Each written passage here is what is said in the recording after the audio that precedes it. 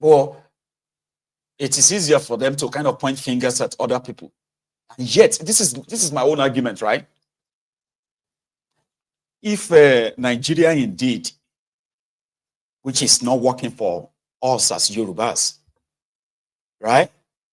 If these guys really care about Yorubaland, have you ever seen them protested the continued subjugation of Yoruba people in Nigeria? Have you ever seen these guys protested that?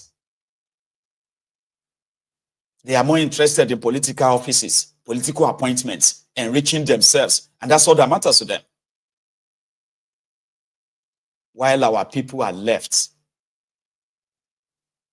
in a state of total, dejection. It's a sad situation, and I do hope that some of you who have a chance or who would have chances or a shot at leadership one time or one way or the other, you will remember that you are Yoruba first before Nigeria. You are Yoruba first before your religion. And the moment you kind of hold that to your heart, then you will realize and understand the responsibility that the leadership is actually going to thrust on you. Understand that it is a long shot. It's actually like something that is probably never going to happen, that any of you who really care about Yorubaland will have a shot or have a chance at leadership. I'm saying it to you today.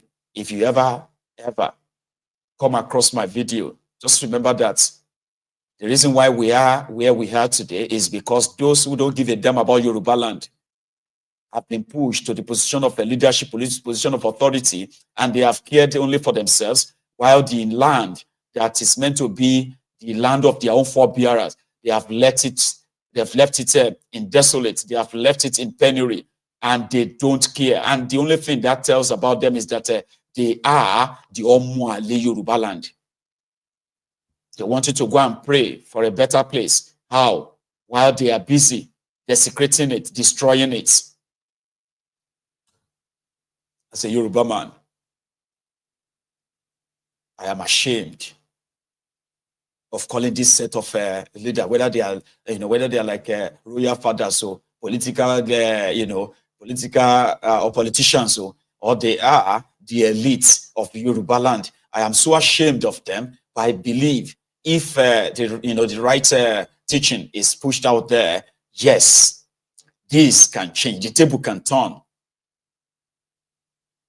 I'm calling on those of you who are like the real Omoluabi, the real Yorubas worldwide, to think about this.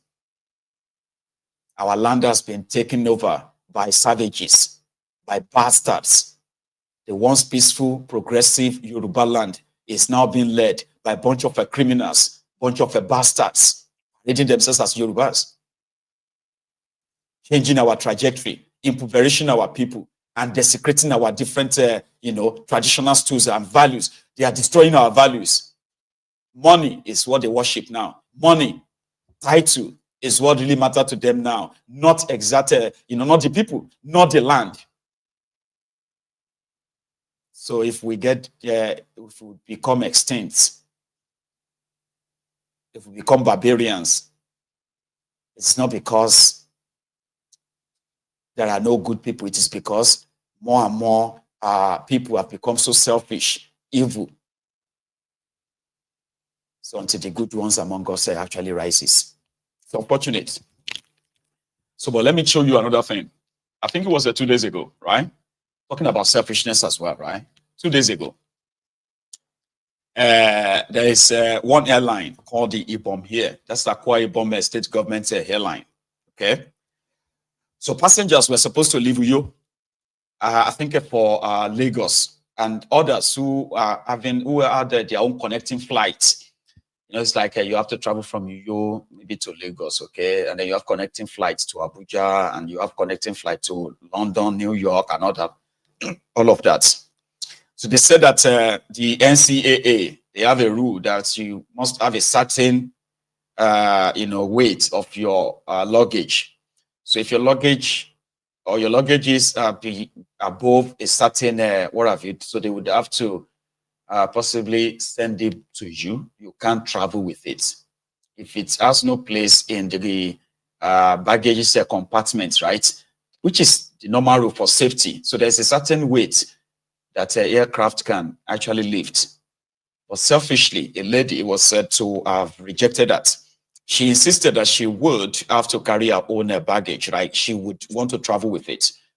So people started begging her, no, don't do this, okay? Like, give it to them, they will bring it to you. No, no, no, no, she insisted.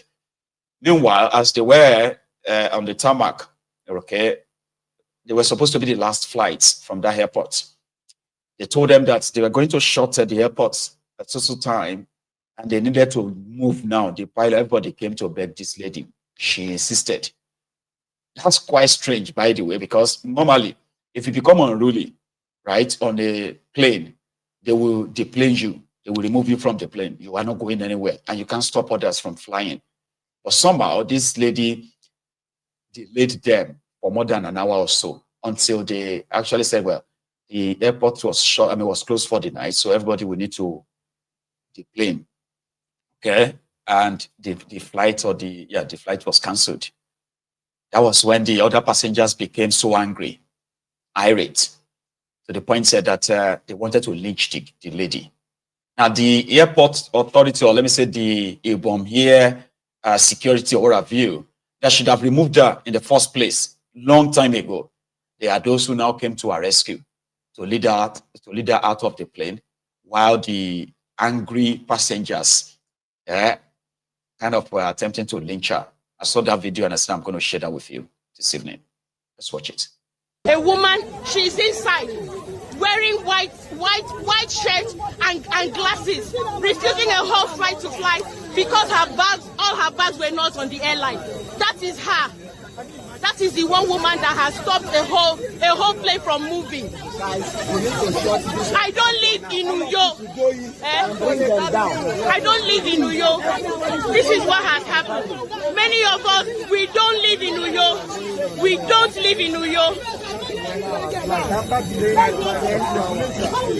See us coming down. Because of one person. See all of us on ground. Some of us came from far for this flight. Some people don't live in Akwa Ibom, and it's getting late. It's night.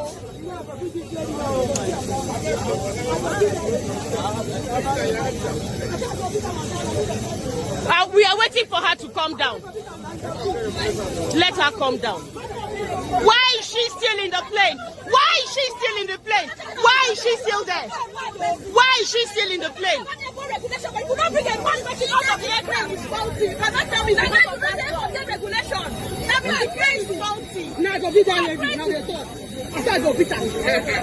Why is she still in the plane?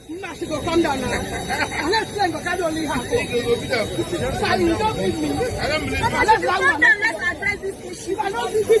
So what time are we moving?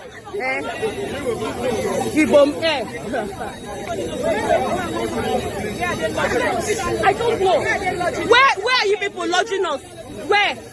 I have a 5 a.m. flight out of Abuja tomorrow. I don't live in Nigeria. Stay in New York. What's the accommodation plan for us? What are we going to do? First of all, can we have everybody live at the hall? Then we can address it. What are you people doing that you can't on board just one day?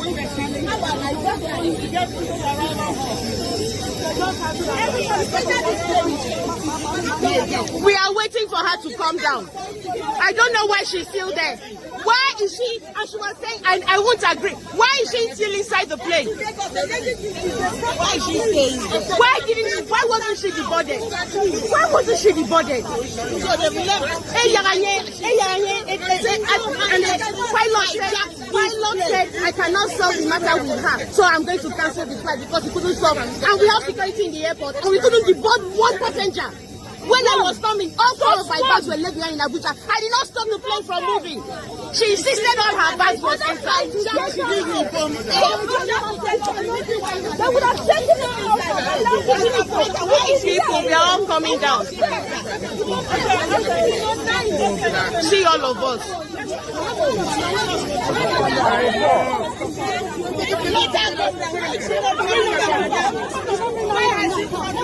Please, I'm begging you, please. Calm down, temper. Moving security, can airport me. Yes, no, we have, man. But please, nobody knew why it happened. Could be with something better. Please, let's temper. You know I've lost my ticket with British Airways. Because I'm flying tomorrow morning by 5. It is now a no-show for me. How am I going to get? Who is going to give me the money that I'm going to pay for my ticket again? Will IbomAir give me back my? They will not. They were ready to fly. They had to fly. They didn't. Can you tell this aircraft to move? They can't move. Wait, they can't move now. So I have lost a whole ticket. I've lost a ticket right now. I understand what you completely, but then who knows why? There is no who knows why. Pilot had announced we are about going. Only to hear fracas down. That's a problem. Nobody knows why. It could be something that is saving you, something you never imagined could happen. We are waiting for her. No, please. We are waiting for her. Therefore, don't allow you to beat somebody. She will follow us inside the hall. She will follow us inside the hall. This is the owner. This is the lady that stopped this flight from going to Abuja. I'm posting it on my Instagram page, and I'm going to tag IbomAir. I am posting it on my Instagram page, and we are going to tag IbomAir. Look at her. You are board a whole flight for one human being. We are following you. Better face this camera now, because it's going on Instagram. It's going on Twitter. Look at her. Everybody has got in line. Why didn't you deboard her? No, we are following her.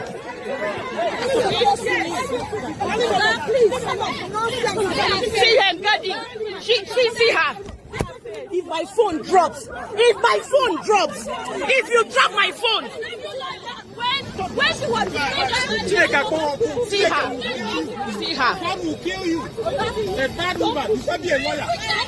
Only God knows what she planned for the flight. You cannot be a lawyer.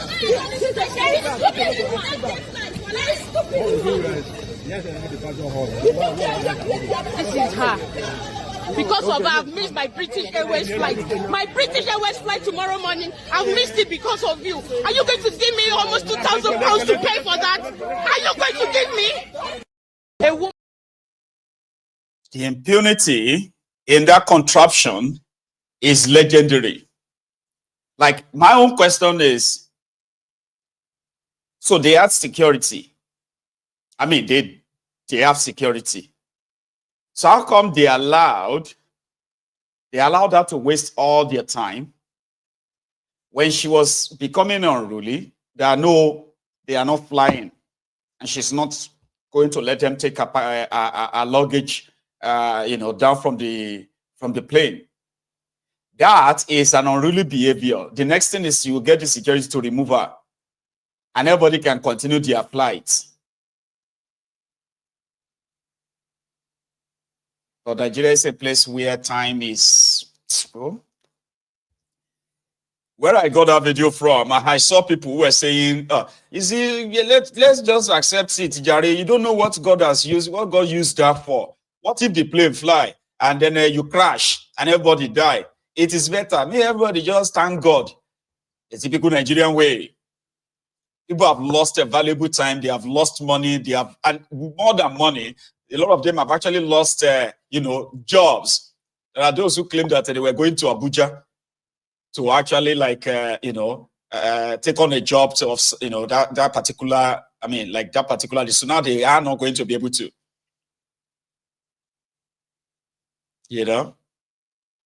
Impunity in the system. The contraption, by the way. It runs in the system. So yesterday we saw the video of one Ashiri Imam from his saying. They said he is the chief imam of his saying. I wonder why he hasn't been kind of like removed by now. Who said that if they become angry, if they should get angry, that they are more than the people of his saying as Muslims. The king was saying that they should prostrate for him, that they are like the father, that chief imam is the father of a king. Chief imam, Baba Obani. As chief imam, we don't prostrate for kings. Right? So somebody responded. This Alaji. Kábíyèsí Asẹ́yìn tìlú Ìsẹ́yìn, ọmọ ọkọ tó mọ ipò ara rẹ̀, tó sọ fún àwọn agùnmátẹ̀ pé ẹ ti ẹ̀ kọ́kọ́ jáde láàfin mi ná, ẹ ti ẹ̀ kọ́ bọ́ta ná. Nígbà tí èyí dìdìrín ó máa wá sọ̀rọ̀, ó ní chief imam Ìsẹ́yìn ní bàbá ọba Àsẹ́yìn.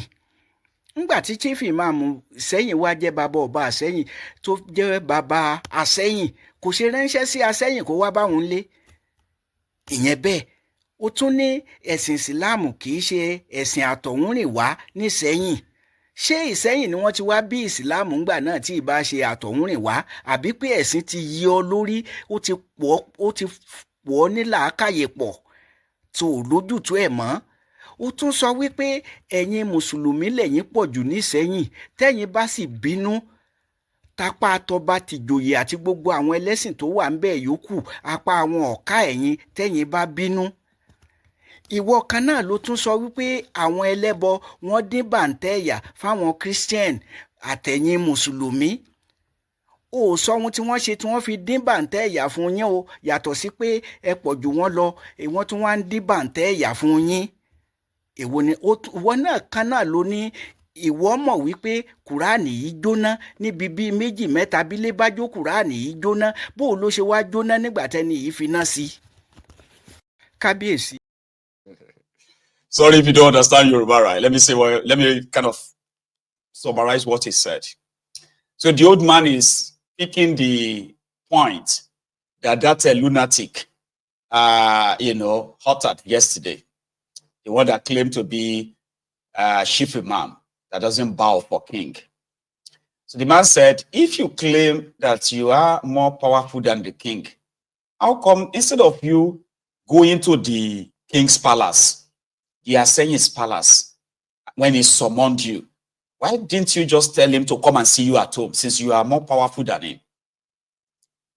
Secondly, you said that you are more than that Islam is more than other religions in the saying. But how come that the same you was lamenting that the traditionalists, that they beat you up, right? That they beat all of you up on one occasion like that? Is that not contradictory?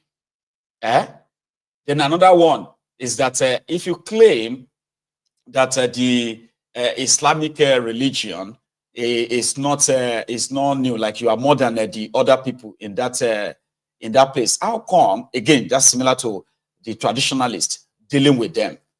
So the point here is that is a deluded man, and they have been looking for means to start religious crisis in Yorubaland. And from what we have gathered, right, from Ilorin, coming down to Ogbomoso, then to Oyo, and to this is saying as well, right?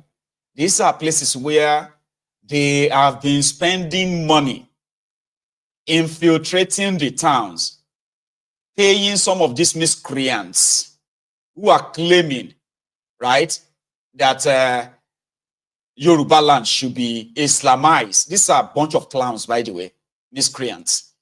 Okay? That if you know what they have done or they are doing in that axis of Yorubaland, honestly speaking, a lot of us will probably begin to look for these perpetrators one by one and deal with them. It's like they want to trigger a religious crisis in Yorubaland so that somehow they can use that to justify whatever money they are being promised or they are given to them. But if you look at them as well, they are a bunch of ragtag miscreants, old and young. So the man was telling that you should have possibly try this or try that and see what will happen. The Christians, the Muslims, even the traditionalists, everybody coexists in Yorubaland. And those fanatics are beginning to say the reason why people are claiming that the Yorubas are tolerant, Yorubas are not, fundamentalist and the rest of that, was because the Yoruba Muslims have been forced to accept, right, that they are just Muslims by name. Do you understand? Like Yoruba, the reason why people are saying Yorubas are receptive, Yorubas are tolerant, religious, this and that, was because the Yorubas, the Yoruba Muslims, have been blackmailed. Yoruba Muslims, they have been forced to accept other people, like, instead of them to practice Islam the way Islam is supposed to be practiced. You know what they mean? Is that there should be Sharia, and you as a Muslim, you should not be seen to be entertaining any other religions and what have you. Because in Islam, you have to make sure that anybody who is not a Muslim is a kafiri, is an unbeliever, and there's something you have to do to the unbelievers, which is what they are doing in northern Nigeria.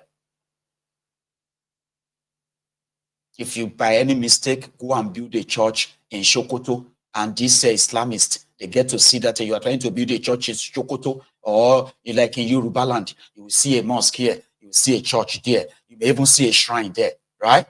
If you try that in Sokoto, they will burn down the place, and they can even start a religious riot, start killing people. Because to them, that means that's a direct assault on their religion. But in Yorubaland, no. Everybody just kind of do their own thing. And with that, they believe that the Muslims in Yorubaland, they are just Muslims by name. Princess is a Muslim, you know. But if to say in northern Nigeria, all it is a princess, like the people to now. Because the same princess is like, to them, princess is just a Muslim by name. So you get normal. Princess shouldn't, you will see princess on camera. And some of you will be like, oh, princess is so beautiful. Say princess, very beautiful. No, princess was supposed to put on a Buddha. I they call that thing. Hijab. No be hijab. They're supposed to cover from head to toe. So for princess to open her hair, for all of us to see, na haram. Do you understand what that means? So this is the kind of idea that they believe should be erased in Yorubaland. This is why these fanatics are trying to start what is called the religious war in Yorubaland, using the same political moves, looking for who is going to be politically aligned to them, and then push this religious supremacy. And they won't stop. They will not stop until they achieve it. I was reading it somewhere where they are like talking about, the Muslims are supposed to, Muslims are practicing their religion. It's unfortunate that this Sharia not, for real, they don't even see any of you from the southern part of Nigeria who claim to be Muslims. They don't see you as Muslims. They don't think you are practicing real Muslim, real Islam. This is why they told Tifnubu that, nobody really, how can you be a Muslim and you are married to a Christian, a pastor? Abiati Bagbe, these fanatics actually put a fatwa on Remi Werepe. You know that? Yeah, they said that Irate should be stoned to death because she's a pastor. Tifnubu's wife. How many of you remember that? The last year, yeah, some Islamic group in northern Nigeria, they put a fatwa on Remi Werepe. They said she is the Ogbonge Kafiri around Tifnubu. Not only that she's a Christian, she's even a pastor. She must be stoned to death. For real, this is true. They told Tifnubu that Tifnubu is not a real Muslim. If he wants them to support him, he needs to choose another Muslim. That's what brought about the Muslim ticket in northern Nigeria. And I've heard that many times that if they go to any mosque and the Yoruba man is the one leading the prayer, especially the Fulanis, not the Hausas, because when I was a Muslim myself in Odogbolu, all of us always gathered in Odogbolu Central Mosque. I mean, things have really changed though. When I was growing up, Papa, some of the things that are now, like some of the stuff that have now become mainstream, religion or politics or tribe or ethnic or all those things, they didn't really exist. Or maybe I just never paid attention. But I remember Umoru. I remember Falalu. I remember, I'm trying to remember some few names. The Hausa,